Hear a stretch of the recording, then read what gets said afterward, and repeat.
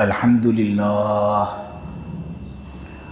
لله نحمده ونستعينه ونستغفره ونؤمن به ونتوكل عليه ونعوذ بالله من شرور أنفسنا ومن سيئات أعمالنا من يهده الله فلا مضل له ومن يضلله فلا هادي له ونشهد أن لا إله إلا الله وحده لا شريك له ونشهد أن سيدنا ومولانا وحبيبنا محمدا عبده ورسوله الحمد لله وكفى والصلاة والسلام على رسوله المصطفى وعلى عباده الذين ارتضى ومن بهداهم اهتدى وبآثار أهل المدينة اكتفى أعوذ بالله من الشيطان الرجيم بسم الله الرحمن الرحيم إن الله يحب الذين يقاتلون في سبيله صفا كأنهم بنيان مرصوص وإذ قال موسى لقومه يا قوم لم تؤذونني وقد تعلمون أني رسول الله إليكم فلما زاغوا أزاغ الله قلوبهم والله لا يهدي القوم الفاسقين وإذ قال عيسى ابن مريم يا بني إسرائيل إني رسول الله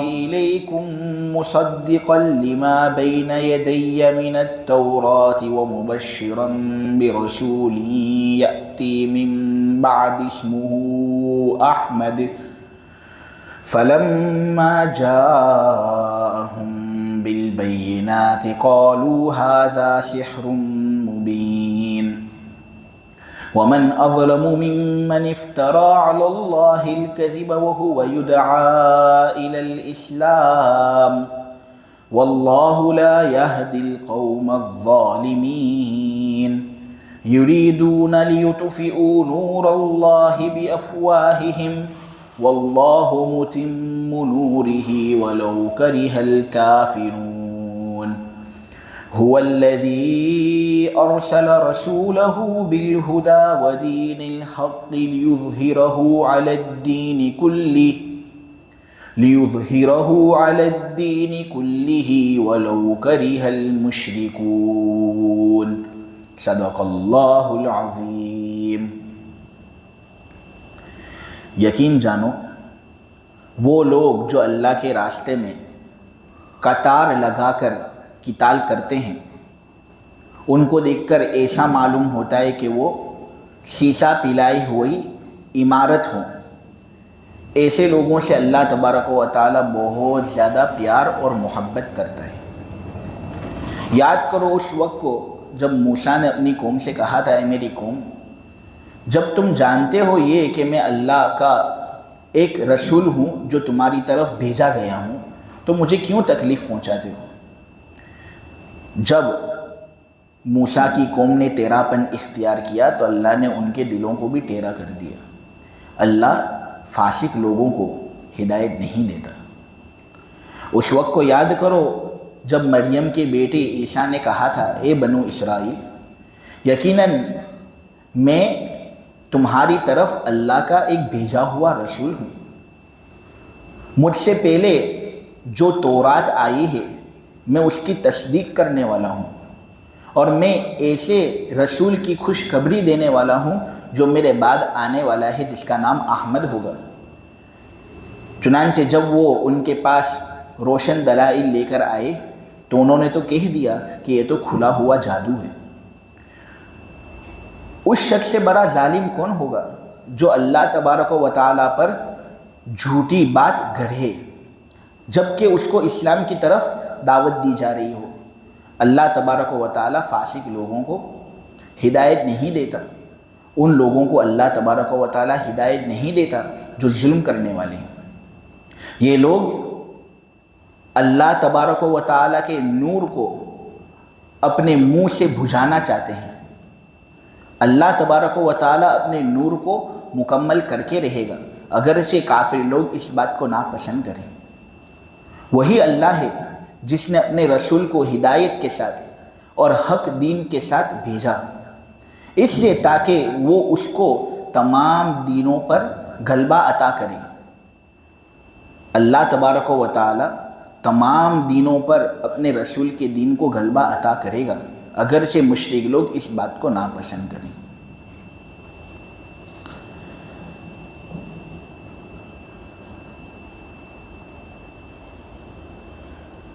صحابہ رضوان اللہ تعالی علیہم اجمعین نے ایک مرتبہ مجلس منعقد کی تھی، اور اس مجلس کے اندر آپس میں گفتگو یہ ہو رہی تھی کہ کاش ہمیں پتہ چل جائے کہ اللہ تبارک و تعالیٰ کے یہاں پر سب سے زیادہ افضل عمل کون سا ہے، کہ ہم وہ سنیں اور نتیجے میں ہم اس پر عمل کریں جس کی وجہ سے ہم اللہ کے محبوب بن جائیں۔ تب اللہ کے رسول صلی اللہ علیہ وسلم نے صحابہ سے یہ بات کہی تھی کہ دیکھو، اللہ تبارک و تعالیٰ کے راستے میں جہاد کرنا یہ اللہ تبارک و تعالیٰ کو بہت زیادہ پسند ہے۔ تم اپنا مال خرچ کرو، اپنی سواری خرچ کرو، اپنی جان خرچ کرو، اللہ تبارک و تعالیٰ کے دین کو بلندی عطا فرمانے کے لیے، اس کو سر بلند کرنے کے لیے، تو یہ عمل اللہ تبارک و تعالیٰ کو بہت زیادہ پسند ہے۔ اب آپ اگر شریعت کے اندر دیکھو گے تو بہت سے اعمال کو اللہ کے رسول صلی اللہ علیہ وسلم نے افضل عمل بتائے۔ کسی حدیث کے اندر سب سے زیادہ افضل عمل اللہ اور اس کے رسول پر ایمان لانا بتایا گیا ہے۔ کسی حدیث کے اندر سب سے زیادہ افضل عمل اللہ کے لیے محبت کرنا اور اللہ کے لیے نفرت کرنا بتایا گیا ہے۔ کسی حدیث کے اندر سب سے افضل عمل جہاد کو بتلایا گیا ہے۔ تو نبی کریم صلی اللہ علیہ وسلم نے بہت سے اعمال کو افضل عمل بتلایا ہے۔ اس کا مطلب یہ ہوا کہ افضل عمل جو ہے نا، یہ ایک کیٹیگوری ہے جس کے اندر بہت سے اعمال داخل ہیں۔ جہاد بھی افضل عمل، اللہ اور اس کے رسول پر ایمان لانا بھی افضل عمل، اللہ کے لیے محبت کرنا، اللہ کے لیے بغض رکھنا، یہ بھی سب سے افضل عمل، لوگوں کو کھانا کھلانا، یہ بھی سب سے افضل عمل۔ تو یہ ایک کیٹیگوری ہے جس کے اندر بہت سے اعمال داخل ہیں۔ کسی ایک عمل کو سب سے زیادہ افضل بتانا یہ محل نظر معلوم ہوتا ہے۔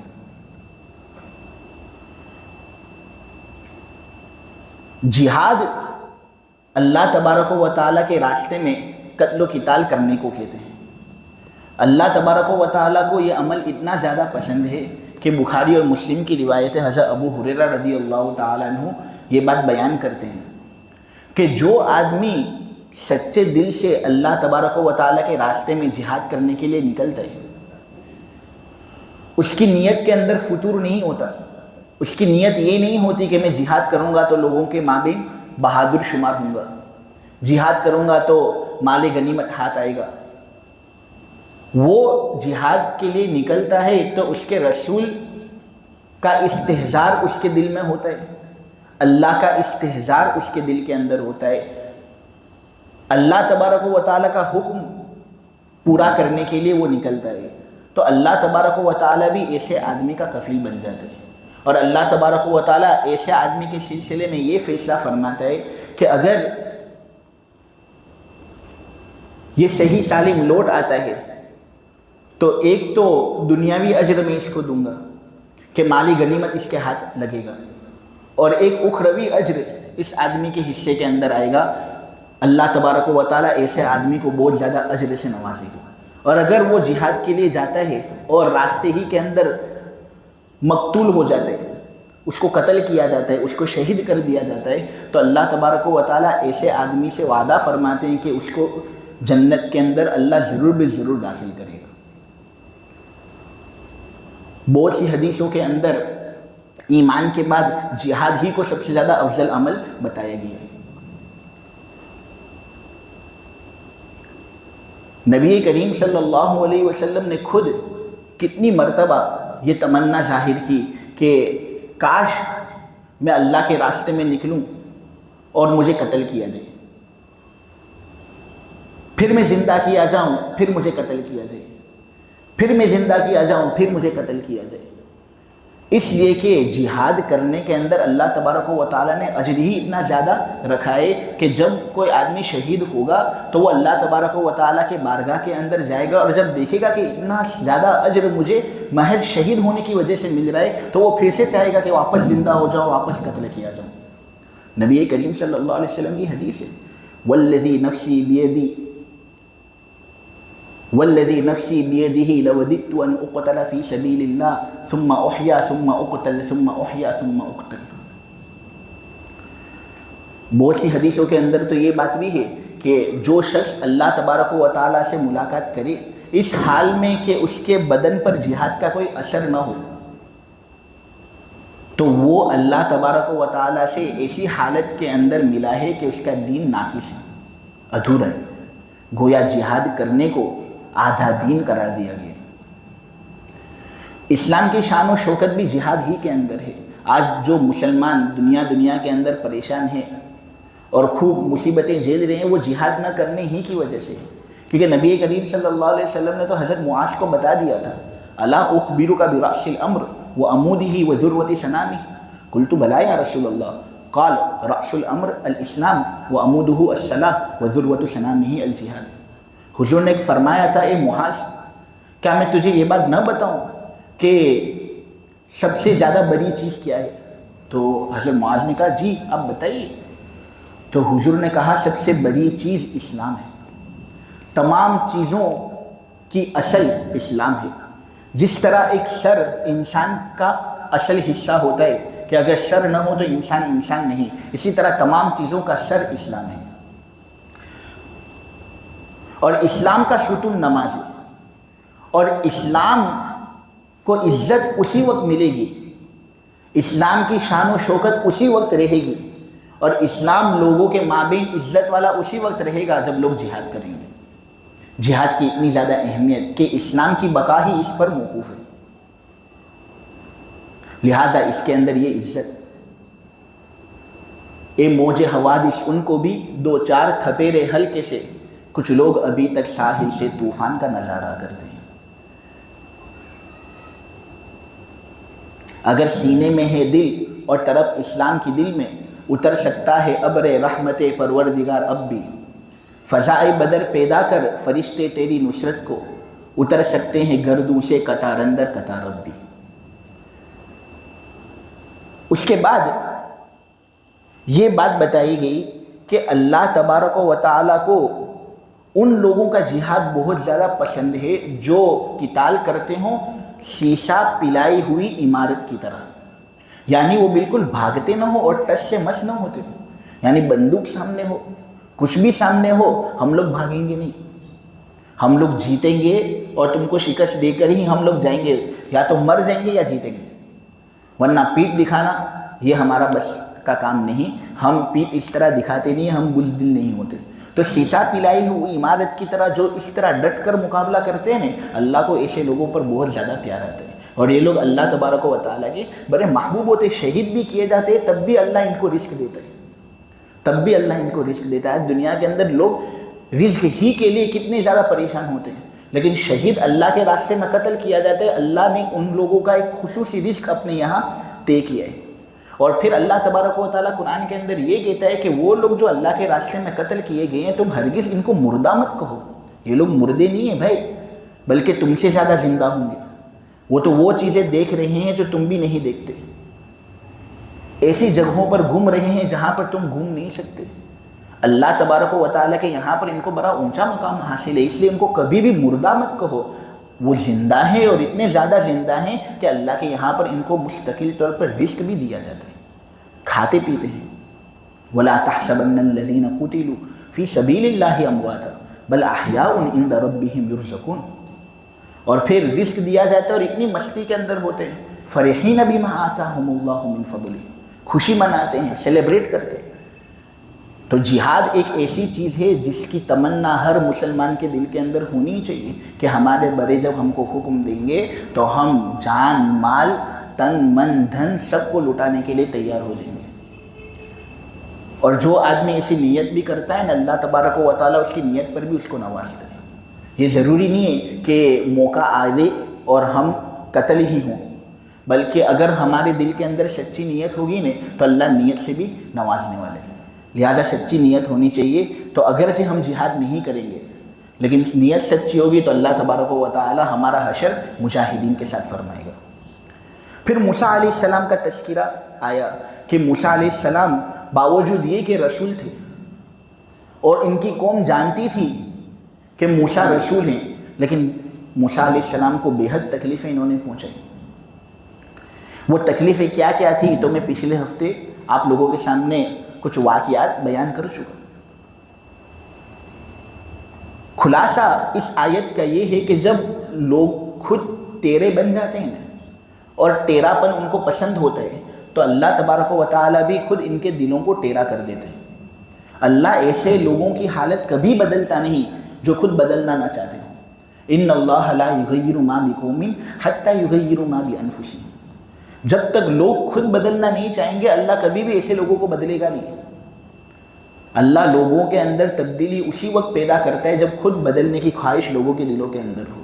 اللہ نے یہ خواہش رکھی ہے، انسان کو اس سلسلے میں اختیار دیا ہے۔ ایسا نہیں کہ اللہ تبارک و تعالی جو چاہتا ہے وہ ہوتا ہے اور بندہ وہ کرنے پر مجبور ہوتا ہے، نہیں، اللہ جو چاہتا ہے وہی ہوتا ہے، لیکن اللہ تبارک و تعالی نے ساتھ ساتھ انسان کو یہ اختیار بھی دیا ہوتا ہے کہ میں جو چاہوں گا وہی ہوں گا اور میں نے چاہا یہ کہ تجھے اختیار ہو۔ پھر بندہ اختیار کے مطابق جو کام کرتا ہے وہ کرتا ہے۔ بہت سے لوگ غلط کام کرتے ہیں اور تقدیر ہی کے اس کو حوالے کر دیتے ہیں، تقدیر ہی پر اس کو تھوپ دیتے ہیں۔ گناہ کریں گے تو کہیں گے کہ اللہ نے چاہا اس لیے کیا۔ مثنوی کے اندر مولانا جلال الدین رومی نے ایک بہت بہتر واقعہ بیان کیا، وہ یہ کہ ایک چور باغ کے اندر داخل ہوا اور اس نے چوری کرنی شروع کر دی۔ چوری کرتا ہے اور پھر مالک کو پتہ چلتا ہے کہ اس نے چوری کی تو وہ ڈنڈا لے کر آتا ہے۔ اب چور ذرا چالاک بننے کی کوشش کرتا ہے تو وہ مالک سے یہ کہتا ہے کہ میں نے چوری نہیں کی، اللہ نے چوری کروائی، میرا تو کہاں اختیار، میں تو کچھ حیثیت نہیں رکھتا، کمزور انسان ہوں، تو یہ چوری میں نے کی نہیں، اللہ نے چونکہ یہ چوری میرے حصے میں لکھ دی تھی اس لیے میں نے چوری کی، تیرے لیے جائز نہیں کہ تم مجھے مارے پیٹے۔ تو اس نے کہا اچھا تو نے چوری نہیں کی، اللہ نے تیرے پاس چوری کروائی۔ تو اس نے بھی ڈنڈے سے مارنا شروع کیا اور کہنے لگا کہ ڈنڈے سے میں نے نہیں مارا، اللہ ہی نے مروایا۔ یعنی جو تو بہانہ بنا رہا ہے وہ بہانہ بنانا بالکل مناسب نہیں، کیونکہ اللہ تبارک و تعالیٰ تقدیر کے اندر کوئی چیز جب متعین کر دیتا ہے تو اللہ ساتھ ساتھ اختیار کو بھی ملا دیتا ہے، اور بندہ جو کام کرتا ہے وہ اختیار سے کرتا ہے اور جو پھر نتیجہ نکلتا ہے وہ اللہ تبارک و تعالیٰ کی مشیت کے مطابق ہوتا ہے۔ انسان کا با اختیار ہونا تو ایسی چیز ہے کہ جانور اور جنگلی درندے بھی اس بات کو جانتے ہیں۔ اگر کوئی آدمی پتھر اٹھائے گا اور کسی کتے پر پھینکے گا تو کتا پتھر کی طرف نہیں بھاگے گا، اس کو معلوم ہے کہ پتھر کے اندر تو کوئی اختیار نہیں، اگرچہ لگنے والی چیز پتھر ہی ہے لیکن کبھی بھی کتا پتھر کی طرف بھاگے گا نہیں، کیونکہ اس کو معلوم ہے کہ پتھر کے اندر تو کوئی اختیار نہیں، وہ انسان کی طرف بھاگے گا، کیونکہ وہی جانتا ہے کہ یہ انسان ہی ہے وہ شخص جس کے اندر اختیار تھا اور پتھر ہی کسی نے پھینکا۔ اسی طرح کوئی آدمی شیر پر بندوق چلاتا ہے تو شیر کبھی بھی بندوق پر حملہ نہیں کرے گا، ہمیشہ انسان پر حملہ کرے گا، کیونکہ وہ جانتا ہے یہ کہ انسان کے اندر اختیار موجود ہے۔ لیکن انسان اتنا جاہل، اتنا ناواقف کہ گناہ کرتا ہے تو پھر اللہ تبارک و تعالیٰ کا سہارا لیتا ہے اور کہتا ہے اللہ نے گناہ کروایا نہیں، اس نے میں نے گناہ کیا۔ یہ چیز بالکل مناسب نہیں۔ جب لوگوں کے دل تیرے ہو جاتے ہیں نا تو پھر اللہ تبارک و تعالیٰ واقعتاً ان کو گمراہ کر دیتا ہے اور پھر اللہ ایسے لوگوں کو کبھی ہدایت نہیں دیتا۔ موسیٰ علیہ السلام کا تذکرہ آیا تو موسیٰ علیہ السلام کے بارے میں ایک خصوصی فضیلت میں آپ لوگوں کے سامنے یہ واضح کروں کہ قرآن کے اندر جتنا زیادہ موسیٰ علیہ السلام کا تذکرہ ہوا ہے نا اتنا زیادہ کسی نبی کا تذکرہ نہیں ہوا۔ محمد صلی اللہ علیہ وسلم کا بھی تذکرہ اتنا زیادہ نہیں ہوا، حالانکہ پورا قرآن ہی حضور پر اترا اور حضور کو موسیٰ علیہ السلام پر بڑی فضیلت حاصل ہے، لیکن پھر بھی موسیٰ علیہ السلام کو ایک جزوی فضیلت یہ حاصل ہے کہ اللہ تبارک و تعالیٰ نے قرآن کے اندر ان کا تذکرہ 136 مرتبہ کیا ہے، اور کئی آیتیں ایسی ہیں کہ ان کے اندر موسیٰ علیہ السلام کا تذکرہ 2 مرتبہ اللہ نے کیا۔ اتنے محبوب بندے اللہ کے کہ 136 مرتبہ ان کا تذکرہ قرآن کے اندر ہوا۔ مولانا شبیر احمد عثمانی صاحب ایک مرتبہ غور و فکر قرآن کے اندر کر رہے تھے، اور ایک اشکال ان کے ذہن کے اندر یہ آیا کہ محمد صلی اللہ علیہ وسلم زیادہ افضل ہیں یا موسیٰ علیہ السلام زیادہ افضل ہیں۔ ذہن کے اندر ایک طرح کی الجھن آئی، اور وہ الجھن اس وجہ سے آئی کیونکہ محمد صلی اللہ علیہ وسلم کا تذکرہ تو اتنا زیادہ قرآن کے اندر آیا نہیں ہے جتنا زیادہ تذکرہ موسیٰ علیہ السلام کا ہوا ہے، بلکہ آدم علیہ السلام کا بھی تذکرہ قرآن کے اندر 25 آیتوں میں 25 مرتبہ ہوا ہے، حالانکہ وہ تمام انبیاء کے ابا ہوتے ہیں۔ موسیٰ علیہ السلام کا تذکرہ اتنا زیادہ کہ 136 مرتبہ، تو کیا موسیٰ علیہ السلام زیادہ افضل یا حضور؟ اب یہ تو معلوم ہے کہ حضور افضل ہیں، تو اتنی زیادہ مرتبہ موسیٰ علیہ السلام کا تذکرہ کیوں کیا؟ پھر مولانا شبیر احمد عثمانی خود کہتے ہیں کہ میں قرآن کے اندر غور و فکر کر رہا تھا کہ اچانک قرآن کی آیت میرے سامنے آتی ہے، اور اس آیت کے اندر اللہ تبارک و تعالیٰ یہ کہتے ہیں محمد تیری شان تو اتنی اونچی ہے کہ جو تیری اتباع کرے گا نا وہ میرا سب سے زیادہ محبوب شخص ہوگا۔ اب اس آیت سے میں نے یہ نتیجہ نکالا کہ وہ نبی جس کی اتباع کرنے سے آدمی اللہ کا محبوب بن جاتا ہے، وہ خود اللہ کا کتنا بڑا محبوب ہوگا۔ یہی ایک آیت ایسی ہے جس کی وجہ سے میں اس بات کا قائل ہو گیا کہ واقعتاً محمد صلی اللہ علیہ وسلم کو فضیلت موسیٰ علیہ السلام پر بہت زیادہ حاصل ہے۔ لیکن موسیٰ علیہ السلام بھی بڑے با فضائل انبیاء میں سے ایک نبی تھے، اور یہ فقط نبی نہیں تھے بلکہ رسول بھی تھے۔ آیت کے اندر اگر آپ دیکھو گے تو ان کو رسول اللہ کہا گیا ہے، اللہ کے رسول تھے۔ اب بہت سے علماء ایسے ہیں جنہوں نے نبی اور رسول کے درمیان کوئی فرق نہیں کیا۔ شیخ سعد الدین تفتازانی بہت ماہر عالم ہیں، اللہ نے ان کو بڑی صلاحیتیں دی ہے، اور اتنی مشکل کتابیں یہ لکھتے ہیں کہ بہت سے علماء ہوتے ہیں ان کی کتاب کو پڑھانے میں 2 مرتبہ سوچتے ہیں کہ اتنی مشکل کتاب یہ لکھتے ہیں۔ اللہ نے ان کو ایسا مائنڈ دیا تھا۔ تو شیخ سعد الدین تفتازانی نے رسول اور نبی کے درمیان کوئی فرق نہیں کیا۔ انہوں نے کہا نبی جو ہوتا ہے وہ رسول ہوتا ہے، اور رسول جو ہوتا ہے وہ نبی ہوتا ہے۔ لیکن محقق علماء جو ہیں، تحقیق کرنے والے علماء، جمہور علماء یہ کہتے ہیں کہ نہیں، رسول اور نبی کے درمیان فرق ہے، اور بہت سے فرق بہت سے لوگوں نے بیان کیے رسول اور نبی کے درمیان۔ اس میں سے چند فرق میں آپ لوگوں کے سامنے ناقل ہونے کی حیثیت سے بیان کر دیتا ہوں۔ شیخ سعید فودا بہت بڑے عالم ہیں، انہوں نے اپنی کتاب کے اندر اس پر مفصل بحث کی ہے۔ انہوں نے یہ بات کہی ہے کہ جب اللہ تبارک و تعالیٰ کو کسی انسان کو نبی بنانا ہوتا ہے تو سب سے پہلے اللہ تبارک و تعالیٰ اپنا تعارف اس کے سامنے کرواتے ہیں۔ موسیٰ علیہ السلام کو اللہ کو نبی بنانا تھا، چنانچہ قرآن کے اندر تذکرہ ہے سورہ طٰہٰ میں کہ میں نے موسیٰ علیہ السلام کو نبی بنانے کے لیے پسند کیا۔ تو پھر ان کو جب مقدس وادی کے اندر بلایا گیا تو پہلے ان کو یہ بات کہی گئی کہ اپنے جوتے اتارو، انہوں نے جوتے اتارے۔ پھر اللہ نے کیا کہا؟ اننی انا اللہ، میں اللہ ہوں، لا الہ الا انا فاعبدنی، میرے سوا تو کسی کی عبادت مت کر، میں ہی وہ ذات ہوں جو عبادت کے لائق ہے، میرے علاوہ کوئی عبادت کے لائق نہیں۔ اگرچہ ان کی عبادت کی جاتی ہے وہ اپنی جگہ، لیکن عبادت کے لائق تو میں ہی ہوں، لہٰذا میری ہی عبادت کرو۔ یہ موسیٰ علیہ السلام کے سامنے اللہ نے اپنا تعارف کروایا۔ اسی طرح حضور پاک صلی اللہ علیہ وسلم پر وحی آئی، اقرأ بسم ربک الذی خلق، خلق الانسان من علق، اقرأ وربک الاکرم۔ اس کے اندر آپ دیکھیں گے تو اللہ نے سب سے پہلا اپنا تعارف کروایا ہے کہ اے نبی پر اس پروردگار کا نام لے کر پر جس نے تمام چیزوں کو پیدا کیا، انسان کو جمے ہوئے خون سے پیدا کیا، تو اللہ نے اپنا تعارف کروایا۔ پھر شیخ سعید صاحب یہ کہتے ہیں کہ نبی کے سامنے وحی آتی ہے، اور وہ نبی جو ہوتا ہے اللہ تبارک و تعالیٰ کی حقیقت سے واقف ہو جاتے ہیں۔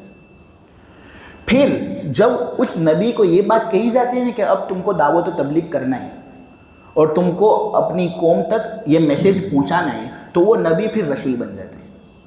یعنی رسول پر بھی وحی آتی ہے، نبی پر بھی وہی آتی ہے. فرق یہ ہے کہ تبلیغ کا حکم نبی کو نہیں رسول کو ہے. شیخ سعید فودہ اس نتیجے پر پہنچے.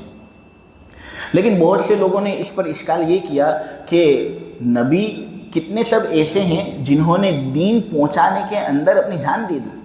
اگر دین پہنچانا ان کے لیے ضروری نہیں تھا تو پھر ان کو قتل کیوں کیا گیا اور کیوں انہوں نے اپنی جان دے دی؟ اس میں اتنی شدت انہوں نے کیوں اختیار کی؟ لہٰذا بہت سے لوگ اس فرق کو پسند نہیں کرتے. تو جو فرق پسندیدہ علماء کے یہاں پر معلوم ہوتا ہے، جو ہم نے ہمارے اساتذہ سے سنا ہے، وہ یہ ہے کہ نبی اس کو کہتے ہیں جس کو وحی بھیجی جائے لیکن اس کو کوئی نئی شریعت نہیں دی جائے. جو اس سے پہلے کا جو رسول ہوتا ہے نا، اسی کی شریعت کو اس کو لینا ہے اور اس کو آگے بڑھانا ہے، اس کو کوئی نئی شریعت نہیں دی جاتی. اور رسول وہ ہوتا ہے جو نبی سے ایک قدم آگے ہوتا ہے، نبی سے افضل ہوتا ہے، اونچی شان اس کی ہوتی ہے.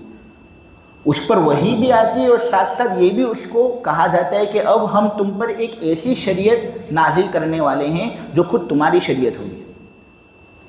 پہلے کے جو نبی تھے ان کی شریعت الگ تھی، تمہاری شریعت الگ، اب تمہیں اس شریعت کی دعوت آگے پھیلانی ہے. تو نبی اس کو کہتے ہیں جس پر وحی آئے لیکن اس کو نئی شریعت نہ دی جائے، اور رسول اس کو کہتے ہیں جس پر وحی آئے اور ساتھ ساتھ اس کو نئی شریعت بھی دی جائے.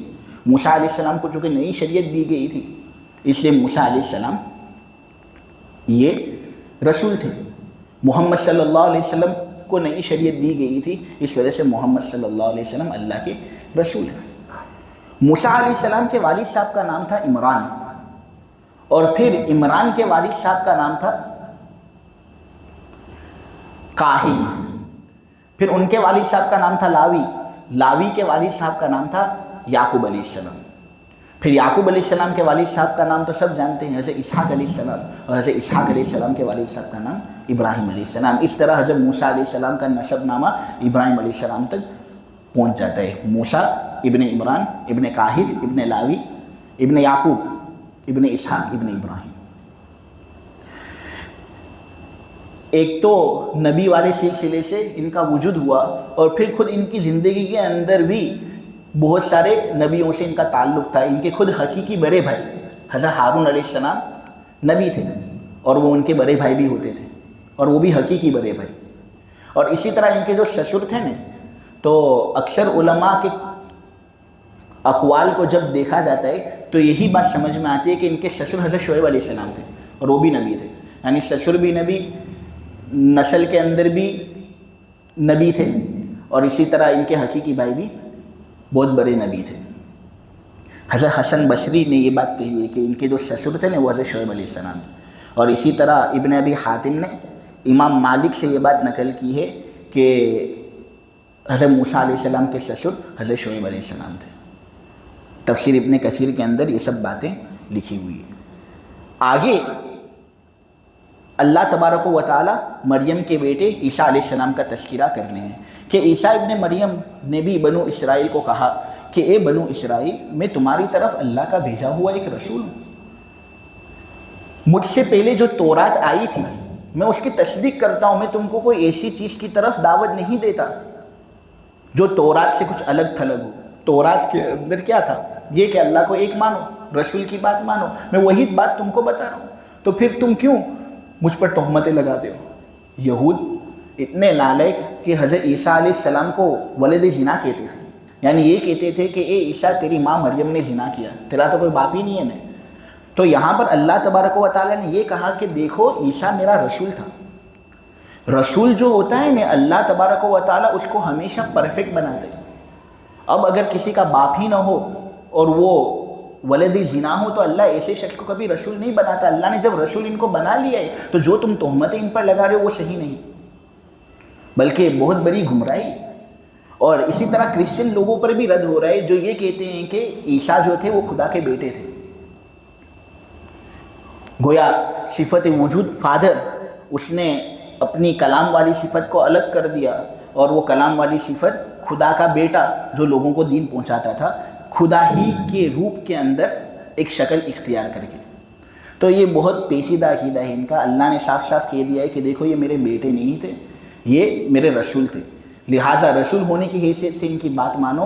بیٹا کہنا یہ بہت بڑی جھوٹی بات ہے، اس سے ہمیشہ احتراز ہونا چاہیے. پھر یہاں پر یہ بات کہی گئی کہ عیسیٰ علیہ السلام نے مستقل طور پر اپنے حواریوں سے یہ بات کہی تھی کہ میرے بعد ایک نبی آنے والا ہے جس کا نام احمد ہوگا، میرے بعد ایک نبی آنے والا ہے جس کا نام احمد ہوگا۔ یعنی خود عیسیٰ علیہ السلام نے اپنے مددگاروں سے تفصیلاً یہ بات کہی تھی کہ میں آخری نبی نہیں ہوں، تم مجھ پر اکتفا مت کرنا، میرے بعد بھی ایک نبی آنے والا ہے، تم کو اس کی پیروی کرنی ہے۔ لیکن افسوس کہ بائبل کے اندر یہ بات تھی بھی تو ان لوگوں نے اس کو بالکل بدل دیا اور اس کے اندر انہوں نے تحریف پیدا کی۔ آپ اگر واقعتاً فون کے اندر بھی دیکھنا چاہے تو گوگل کا جو سرچ انجن ہے نا، اس پر آپ یہ سرچ بھی کرو گے the Bible of John chapter number 14 verse number 16، تو آپ کے سامنے وہی ورس کھلے گا اے آئی کے ذریعے سے جو میں ابھی بولنے والا ہوں۔ Bible of John verse number 14، یہ چیپٹر نمبر 14 ورس نمبر 16، اس کے اندر عیسیٰ علیہ السلام کا یہ قول منقول ہے کہ I will ask the Father for he will give you a helper that will remain with you forever۔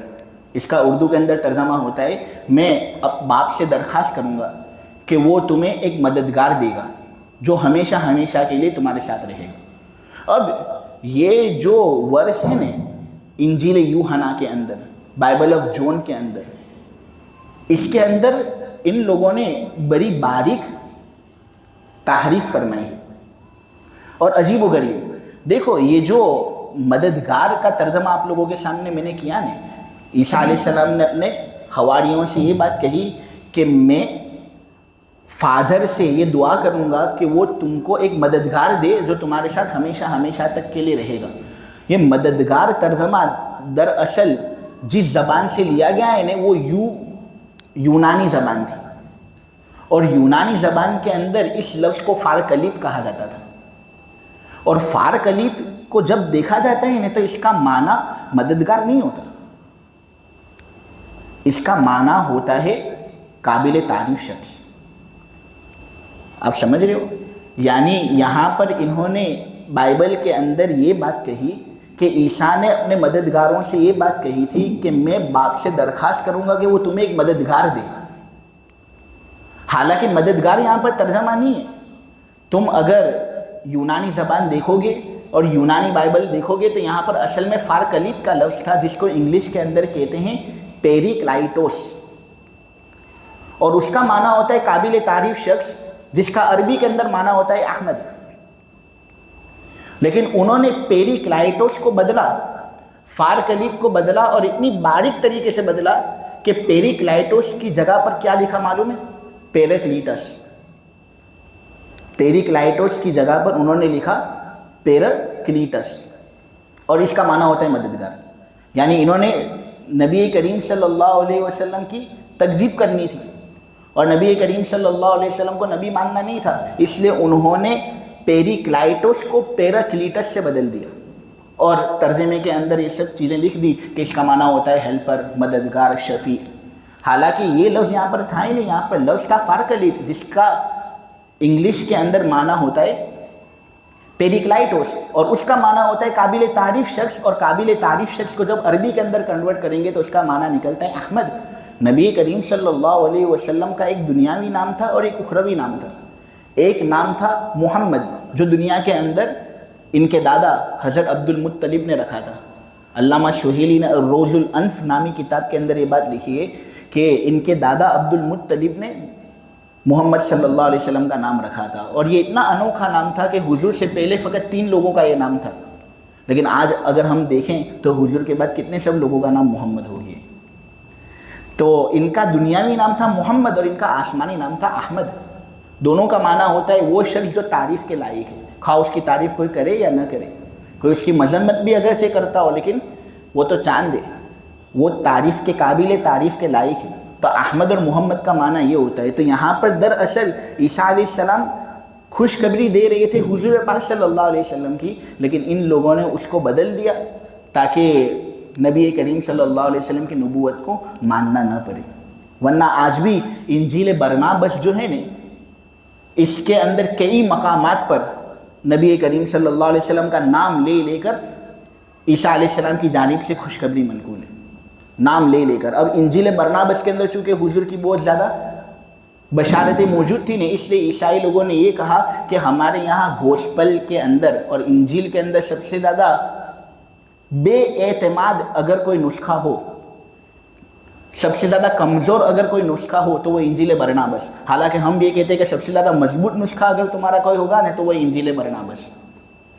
لیکن اگرچہ اس کو تم کو ماننا نہیں، لیکن انجیل یوحنا کے اندر تو صاف لکھا ہے چیپٹر نمبر 14 ورس نمبر 16 کے اندر، اس کا تو تم انکار کر نہیں سکتے. خیر، عیسیٰ علیہ السلام ان کے پاس واضح نشانیاں لے کر آئے، لیکن انہوں نے جب عیسیٰ علیہ السلام کو کہہ دیا تھا کہ یہ ایک کھلا ہوا جھوٹ ہے تو نبی کریم صلی اللہ علیہ وسلم کی بات کو کہاں سے مانیں گے؟ نبی کریم صلی اللہ علیہ وسلم کے 2 نام آپ کے سامنے بیان ہوئے. اس طرح اگر صحیح حدیث کو دیکھتے ہیں تو حضور کے 5 نام ہمارے سامنے آتے ہیں.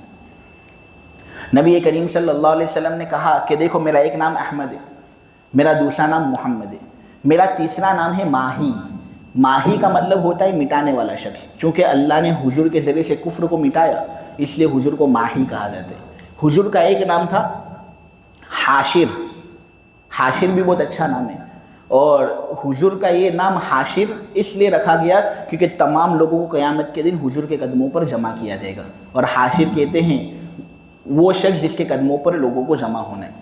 اور پھر حضور کا ایک نام عاقب بھی ہے، یعنی چونکہ حضور سب سے آخر کے اندر آئے اور عاقب کا مطلب ہوتا ہے آخر میں آنے والا، اس لیے حضور کا نام عاقب بھی ہے. لیکن علماء نے مستقل تالیفیں اس سلسلے میں لکھی ہے. حضور کے بہت زیادہ نام تحقیق سے انہوں نے بیان کیے ہیں. علامہ عراقی جو ہیں بہت بڑے عالم ہیں، انہوں نے اپنی ایک کتاب ہے الفیۃ السیرۃ النبویہ، اس کو جب ہم کھولیں گے نا تو شروع کے جو صفحے ہیں نا اسی کے اندر انہوں نے لکھا ہے کہ نبی کریم صلی اللہ علیہ وسلم کے ناموں کی تعداد ایک قول کے مطابق 67، تو ایک قول کے مطابق 99، تو ایک قول کے مطابق 300 ہے. اور پھر انہوں نے یہ بات کہی ہے کہ بعض صوفیاء کہتے ہیں کہ نبی کریم صلی اللہ علیہ وسلم کے ناموں کی تعداد تو 1000 تک پہنچ جاتی ہے. اب پاکستان کے ایک بہت مشہور عالم دین ہے مولانا محمد موسیٰ روحانی بازی، انہوں نے اپنی ایک کتاب لکھی ہے القصیدۃ الحسنی فی اسماء النبی العظمیٰ. اس کے اندر انہوں نے نظم ہی کے اندر نبی کریم صلی اللہ علیہ وسلم کے ناموں کی تعداد شمار کی. تو اس کو پڑھنے سے یہ بات معلوم ہوتی ہے کہ 521 نام نبی کریم صلی اللہ علیہ وسلم کے منقول ہیں. اور اگر علامہ سخاوی کے قول کو اختیار کیا جائے جو انہوں نے قول بدی کے اندر اختیار کیا تو اس سے یہ بات معلوم ہوتی ہے کہ نبی کریم صلی اللہ علیہ وسلم کے ناموں کی تعداد 448. اب بہت سے اقوال ہو گئے نا تو اب ہمیں کیا یاد رکھنا ہے نبی کریم صلی اللہ علیہ وسلم کے ناموں کی تعداد. تو میرا مشورہ یہ ہے کہ مولانا محمد روحانی بازی جو ہیں نا بہت بڑے عالم تھے، ان کی بات پر اگر اعتماد کیا جائے تو بہت بہتر ہوگا. انہوں نے 521 نبی کریم صلی اللہ علیہ وسلم کے نام بتائے ہیں، لہٰذا ہم کو یہ سمجھنا ہے کہ نبی کریم صلی اللہ علیہ وسلم کے ناموں کی تعداد 521 تھی. آگے یہ بات بتائی جا رہی ہے کہ اس شخص سے بڑا ظالم کون ہوگا جو اللہ تبارک و تعالیٰ پر جھوٹی بات بیان کرے جبکہ اس کو اسلام کی طرف دعوت دی جائے. یعنی اسلام کی طرف اس کو رسول بلا رہے لیکن وہ کہہ رہا ہے کہ تو رسول نہیں، تو یہ اللہ پر جھوٹی بات باندھنا ہوا نہیں، گرنا ہوا کہ وہ تجھے اللہ کی طرف بلا رہا ہے. وہ کہہ رہا ہے کہ اللہ نے مجھے رسول بنایا لیکن تو یہ کہتا ہے کہ اللہ نے تجھے رسول نہیں بنایا تھا، تو اللہ کے بارے میں جھوٹی بات کہہ رہے. اس شخص سے بڑا ظالم کون ہوگا جو اس طرح رسالت کا انکار کر دے. یہ بالکل مناسب نہیں. ظالم لوگوں کو اللہ ہدایت نہیں دیتا. یہ جو کافر لوگ ہیں، مشرک لوگ ہیں، یہ اسلام کو اپنے منہ سے بہت زیادہ بدنام کرنا چاہتے. اسلام کے بارے میں بری باتیں کہیں گے، یہ کہیں گے کہ اسلام بہت پابندیاں لگواتا ہے، یہ کہیں گے کہ اسلام عورتوں پر ظلم کرواتا ہے، یہ کہیں گے کہ اسلام کے اندر بے بنیاد باتیں ہیں. تو یہ لوگ اپنے منہ کے ذریعے سے اللہ کے نور کو بجھانا چاہتے ہیں. اللہ یہاں پر کہہ رہا ہے کہ تم جتنا بھی بجھانا چاہو، تمہارے منہ میری قدرت میں ہے، تمہاری زبان میری قدرت میں ہے، تمہارے جسم کا ہر عضو میری قدرت میں. تم میرے خلاف تو بغاوت نہیں کر سکتے نا. میں نے یہ فیصلہ سنا دیا ہے، لوح محفوظ میں لکھ دیا جا چکا ہے، اور یہ بات طے ہے کہ میں اپنے نور کو مکمل کر کے ہی رہوں گا. تم کچھ بھی کر لو نے، ٹوپی بھی اتار لو، جو بھی کرو، لیکن اللہ اپنا نور مکمل کر کے ہی رہے گا. اسلام کو اللہ نے نبی کریم صلی اللہ علیہ وسلم کی جانب سے پھیلایا، اب یہ پوری دنیا کے اندر پھیل کر ہی رہے گا، خواہ اس کا وقت جو بھی ہو. بعض لوگوں نے کہا ہے کہ عیسیٰ علیہ السلام کے زمانے میں یہ ہوگا، تو بعض لوگوں نے یہ بات کہی ہے کہ اسلام پھیل چکا ہے، اس کا نور مکمل ہو چکا ہے. آج تم دیکھو کہ دلائل کے اعتبار سے سب سے زیادہ مضبوط دین اسلام ہی ہے. دلائل کے اعتبار سے ہندو لوگ بھی ہمارا مقابلہ نہیں کر سکتے، کرسچن بھی نہیں کر سکتے اور یہودی بھی نہیں کر سکتے دلائل کے اعتبار سے. دلائل کے اعتبار سے اسلامی سب سے زیادہ مضبوط دین، اور اس کے ہی دلائل ایسے ہیں کہ جب آدمی سنتا ہے تو واقعتاً اسلام پر اس کا یقین بڑھتا ہے. تو دلائل کے اعتبار سے مضبوط ہے ہی نہیں. یہ اللہ نے اپنا نور مکمل کر دیا، اور وہ اللہ اپنا رسول بھیجتا ہے اسی لیے تاکہ وہ تمام دینوں پر اس کو غلبہ عطا کرے. یوں کہ یوں اللہ نے رسول تھوڑی بھیجے. اللہ نے رسول اسی لیے بھیجے ہیں تاکہ ان کی اتباع کی جائے اور تاکہ ان کو دیگر تمام دینوں پر غلبہ حاصل ہو. اب اگرچہ مشرک لوگ یہ بات ناپسند کریں، لیکن اللہ نے جو فیصلہ کر لیا ہے وہ تو ہو کر ہی رہے گا. آخر کے اندر میں آپ لوگوں کے سامنے رسول کی تعریف بیان کر دوں اور وہ کہہ کر اپنی بات کو پوری کرتا ہوں. رسول کا تذکرہ یہاں پر 3 مرتبہ ہوا. ایک مرتبہ موسیٰ علیہ السلام کے لیے، ایک مرتبہ عیسیٰ علیہ السلام کے لیے، اور ایک مرتبہ محمد صلی اللہ علیہ وسلم کے لیے جن کا آسمانی نام احمد تھا. رسول اس ہستی کو کہتے ہیں جس کو نئی شریعت دے کر انسانوں کی طرف بھیجا جائے. عام طور پر وہ خطا سے معصوم ہوتا ہے اور اس کی پیروی کرنا فرض ہوتا ہے. اب اس تعریف کے اندر عربی کے اندر اگر ہم دیکھیں نا تو دراصل یہ ایک عربی عبارت تھی. میں نے اس کا ترجمہ آپ لوگوں کے سامنے کیا. اس کے اندر آتا ہے مفروض الاتباع. رسول کون ہوتا ہے؟ جو مفروض الاتباع ہو، جس کی پیروی کرنا فرض ہو. اتباع طبیعن سے ہے. طبیعن کہتے ہیں اس چھوٹے جانور کو جو ماں کا پیچھا کرتا رہتا ہو.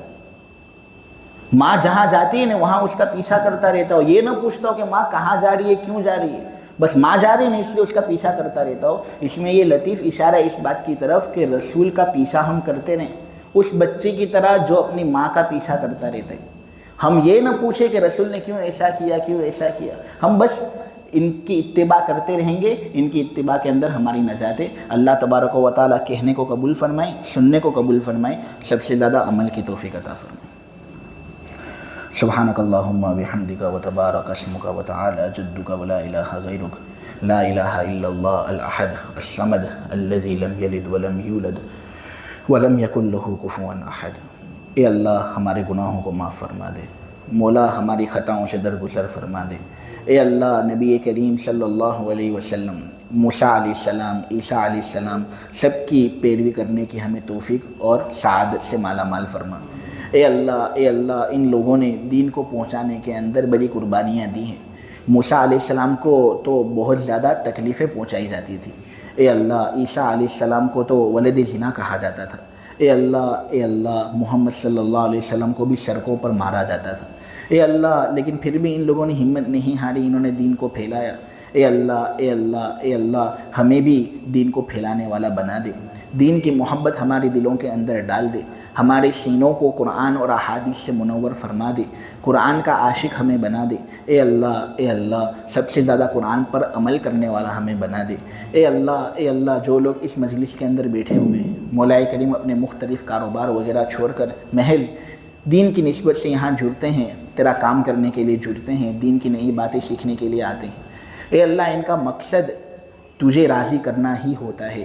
یہ نہ مجھے راضی کرنے کے لیے آتے ہیں، نہ اپنے گھر والوں کو راضی کرنے کے لیے آتے ہیں، نہ کسی متعلقین کو راضی کرنے کے لیے آتے ہیں. اے اللہ بس آتے ہیں تیری رضامندی کو حاصل کرنے کے لیے. جو چیز حاصل کرنے کے لیے یہ لوگ آئے ہیں اے اللہ اس سے ان کو تو مالا مال فرما دے. اے اللہ ان کے دلوں کو علوم سے منور فرما دے. قرآن کی محبت سے ان کے دلوں کو مولا کریم روشن کر دے. اے اللہ یہ اس مجلس کے اندر آئے تو کچھ سیکھنے والے بن گئے. اے اللہ ایسی صورتحال پیدا فرما. عمل کرنے والے بن گئے، ایسی صورتحال پیدا فرما. اے اللہ تیرا عاشق اور تیرے نبی کریم صلی اللہ علیہ وسلم کا عاشق ہم سب کو بنا دے. مولا کریم اگر بولنے کے اندر کچھ غلطیاں ہو گئی ہوں تو مولا ہم جان بوجھ کر غلطی نہیں کرتے. اے اللہ بے حد کوشش یہی ہوتی ہے ہماری کہ ہم اچھی تفسیر کریں اور کوئی غلطی بیان نہ کرے، لیکن اگر بشری تقاضوں کی وجہ سے کوئی غلطی ہم سے ہو گئی ہو تو اے اللہ تو ہماری پکڑ مت کرنا. اے اللہ تو ہمیں معاف کر دینا اور اے اللہ اس کو تو خوب قبول فرما. وصلی اللہ تعالی علی خیر خلقہ محمد وعلی آلہ وصحبہ اجمعین برحمتک یا ارحم الراحمین.